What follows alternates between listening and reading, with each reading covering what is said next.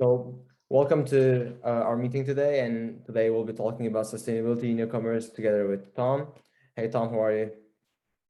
Very well, Esad. Really good to meet you. Can you give me a general introduction of your background and OneTribe as a global? Absolutely, yeah. So I was employee number one with OneTribe. We would start in June 2019, and my history is in e-commerce and performance marketing online. And yeah, OneTribe helps businesses to be more sustainable and have a positive impact on the environment when they sell products on their site. Yeah. So let's firstly start with the sustainability issues in e-commerce. So in what ways do you think the current e-commerce field has sustainability related problems? Yeah, so I mean, if we compare how we shop now to how we used to shop, customers would go to the high street, go to multiple stores, try things on, and purchase the products they wanted and take them home. And the way we're shopping now is much less considered. So you can't see the color, you can't try it on, you can't feel the quality of the material. And so people are much more likely now to make a quick purchasing decision and obviously buy multiple items. And obviously that has loads of implications in terms of the packaging used, the carbon footprint of the postage, and the number of items that are being returned. Yeah. And how big of a problem do you think is product returns? So compared with in-store purchases, which is normally about between 5 and 10% returns, the return rate for e-commerce is between 15 and 40%. So that's 3 to 4 times as many items being returned when they're purchased online. And the products purchased online and then returned, they obviously have 2 carbon footprints in terms of their postage then, which really starts to like multiply the issue, particularly from a carbon perspective. And why do you think we have this much product returns in the first place? So I think sizing is a big one, and getting the right fit. So even for if you're talking about clothing, for example, which is obviously a big part of the problem, someone might buy 2 or 3 items to try and get the right size. Even then, the item might not fit them properly. So they could end up buying 2 or 3 of the same thing and returning all of them because the fit just isn't right for their body shape. And things like the color also might not be expected. So when you're looking at something in a promotional photograph on a model, it can look very different to what it does when you put it on yourself. And so those, like that gap between the kind of expectation and reality a lot of the time can be a real problem. Yeah. And how do you think COVID-19 increased this impact? Increase this issue?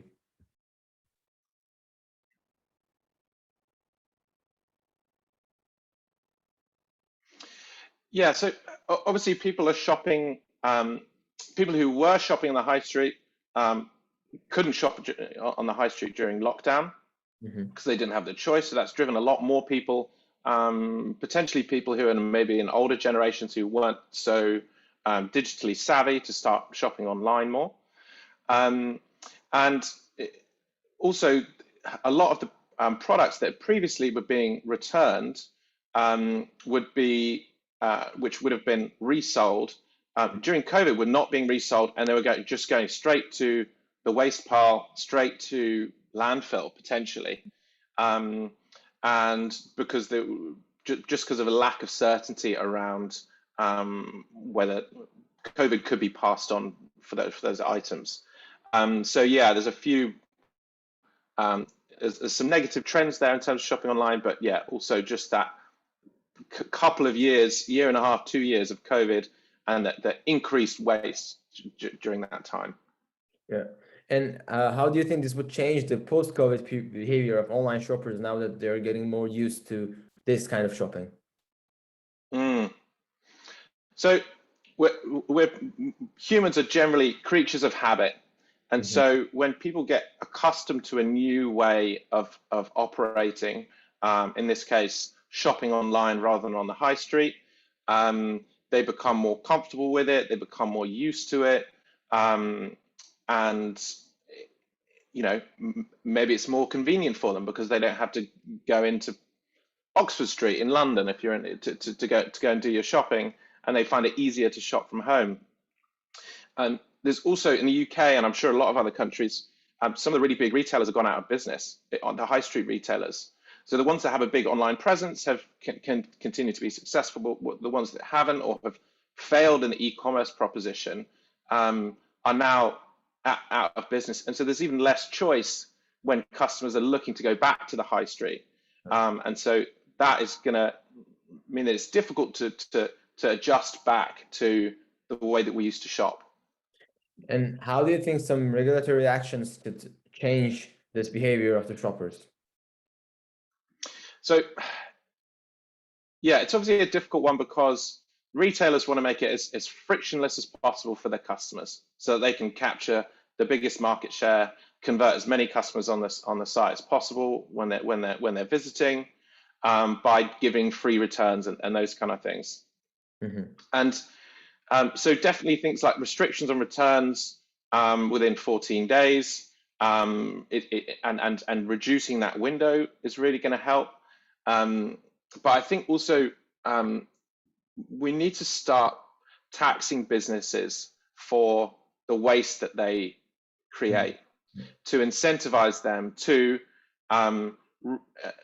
resell in some way that products that are returned, or reduce the waste at the outset, and to find solutions to reduce the amount of items that are being returned. And really, unless there's a monetary impact, I think, on the brands, it's going to be very hard to get them to change the way they're operating at the moment. Yeah. And how do you think the optimization of some processes now, especially with the rise of the software as a service companies, contribute to this sustainability issue? Yeah, so obviously technology has a huge potential for problem solving. Mm-hmm. So be it in terms of increased efficiencies, reducing waste, changing consumer behavior, and I think we're going to see lots of businesses in the coming years coming up, like yourselves, that are going to help to solve those problems for the industry. And how can then these companies position themselves in such a way that helps other businesses be more eco-friendly? Yeah, so I think there are kind of two sides to that. So one of them is about translating good intentions into action, into positive action. So either to create a more positive impact on the world, or to reduce their negative impact on the world. And this gap is something that we deal with a lot, the gap between intention and action. So I think technology can help to close that gap. Mm-hmm. And the other part of it is to help businesses to make more money or to save money. Mm-hmm. And so I think if those are the two, I think, key topics there for SaaS businesses in this space: close the gap between attention and action, and help them to make more money or save money. Yeah, to kind of incentivize them monetarily to take these actions. Yeah, money talks. Yeah, exactly. And then how does One Tribe solve this problem? How are you guys working on closing this gap? Yeah. So One Tribe's about climate positivity. So creating a positive impact on the environment with every purchase or every sign up. So we make it really easy to integrate with a brand's e-commerce store, either Shopify, WooCommerce, Magento integrations, mm-hmm. and we help them to track their positive impact on their brand page. So each sale or each sign up on the site can protect endangered rainforest, and protect the tribes and the animals that live there. Obviously, it's really important that we look after the rainforest that we have, and because it's the best solution currently we have for removing CO2 from the atmosphere and storing it in a safe place. And while tree planting is a good, I'd say, long-term solution, the carbon impact of existing mature rainforests is absolutely massive. So protecting 100 square meters of rainforest typically locks in around 2.6 tons of carbon. And for an average purchase, that's about 50 to 100 times more than the carbon footprint of an average consumer purchase. Protecting 100 square meters of rainforest with each purchase means that there's all of these positive benefits in terms of the ecology, but also from a carbon perspective. And the other thing that we do is we help businesses to engage in the UN Sustainable Development Goals framework. So partly through our product, but partly helping their business to align with other areas of that framework. And it's a really important framework to help with towards our 2030 goals. So it might be in terms of gender equality, responsible consumption, production, and so on. And through that, we also help them to tell their sustainability story. So where they've come from, where they're at now, what action they're taking now, and what they plan to do in the future, and the things that they know they need to fix in the future. And that sort of dialogue with their customers about climate action, educating their customers about why it's important to protect the rainforest, why it's important to consume responsibly, all of those conversations and educational pieces are really important, and I think businesses have a big responsibility to instigate those conversations. And how do you think the one-tribe system is appropriate for the solutions that we've just discussed, especially when it comes to the incentivizing aspect of things as well, so that businesses do incorporate the system? So how does the one-tribe system appropriates this issue? So how does it help them to, sorry, you broke up slightly. How does it help them to? How is the one-tribe system appropriate to the solution how is an appropriate solution to the problems that we've just discussed, especially when it comes to incentives for the businesses? Yeah, so well, I mean, one of the things it helps to do is to close the gap between intention and action. So a lot of the businesses we talk to have never had a conversation with their customers about sustainability. They've never talked to them about the materials they use, or what they or the boxes they send their products out in. But making it really easy to start is important, because once they've started, they can have the conversation, they can have that visibility, they can have that conversation with their customers. And literally in 15-20 minutes, we can get a brand protecting rainforest with every purchase on their website. And that's a really big step for a lot of the brands that we work with. And a lot of the time, it's the start of something really good in terms of them building out a broader approach to sustainability. Yeah. And as a general question, why should people incorporate the system, and why should they care about making their business more eco-conscious, and what benefits could they have for their business? Yeah, so I mean, one of the things that we found recently is that because we all know that there's a lot of studies that say customers want to take climate action. Customers want to engage with brands that are doing good for the environment. And we did a study recently with 6 of the brands that we work with across a number of different metrics to see if that plays out in reality, and it does actually change consumer behavior. And just as a few examples, we've seen an average increase in conversion rate after implementing our tools of over 10%. We've seen increase in newsletter signups of 29%, and we've seen an increase in average order value of 23%. So it shows that when you introduce a solution like this, to show customers that you're taking action, and also that they can get involved. That's the other part of what we do, is that it's the customer's choice to make a purchase from these brands that has a positive impact. And so yeah, we're seeing that play out in real terms and in real results for the brands that we're working with. Yeah. And so on the other hand, from our side, the way we try to close this gap and address this problem is building client confidence. So what we do is through AR systems and 3D modeling, we try to show the clients the products in their rooms directly in real size. They can see the texture of it, and they can be more confident with their purchase, making them less likely to return them. And so far, we've decreased the product returns on average for 29% for our clients. So it's also a big step towards sustainability from that side. And how do you think these AR and 3D systems are helpful in closing this gap?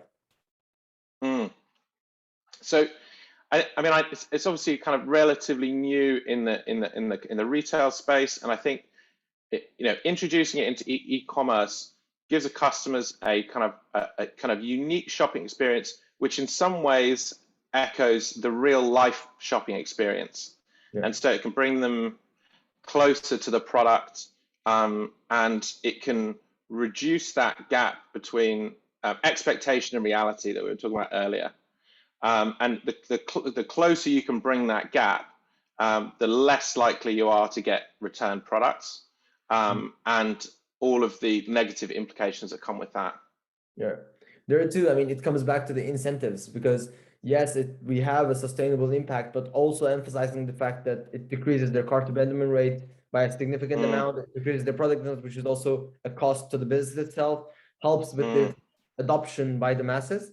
So with that adoption by the masses, the impact on sustainability also is getting larger and larger. So we try to have a multifold view on the topic so that we can address both of them at the same time.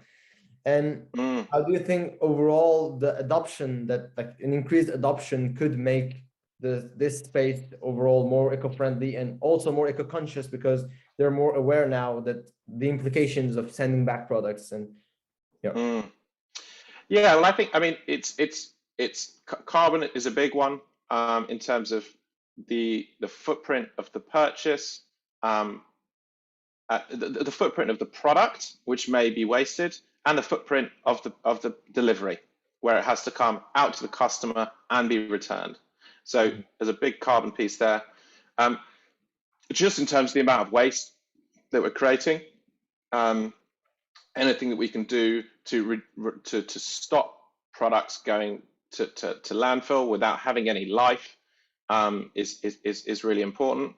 And I don't know. I mean, I'll put the question back on. You know better than I do. So how have you found the sort of the take up of the product and the adoption of the product so far?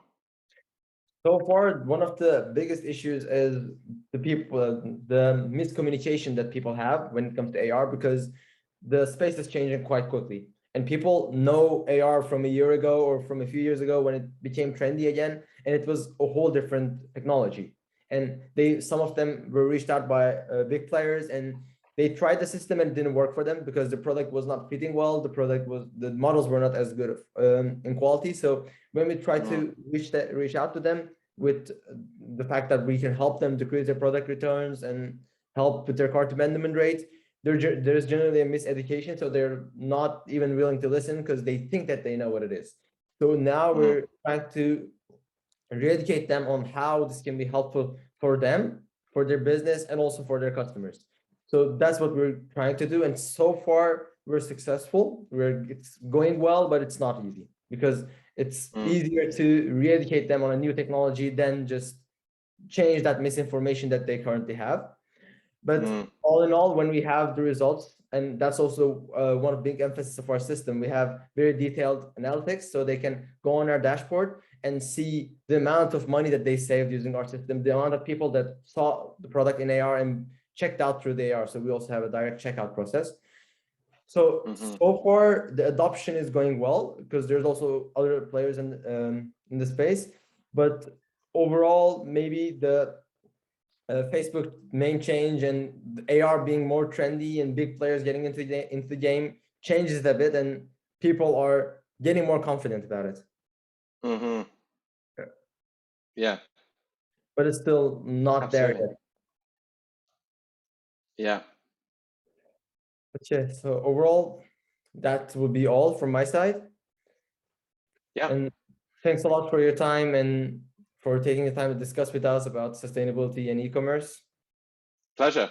Best of luck to you guys, and yeah, we'll stay in touch. Yes, let's stay in touch. See you. Bye bye. Thanks, Esad. Bye. Cool.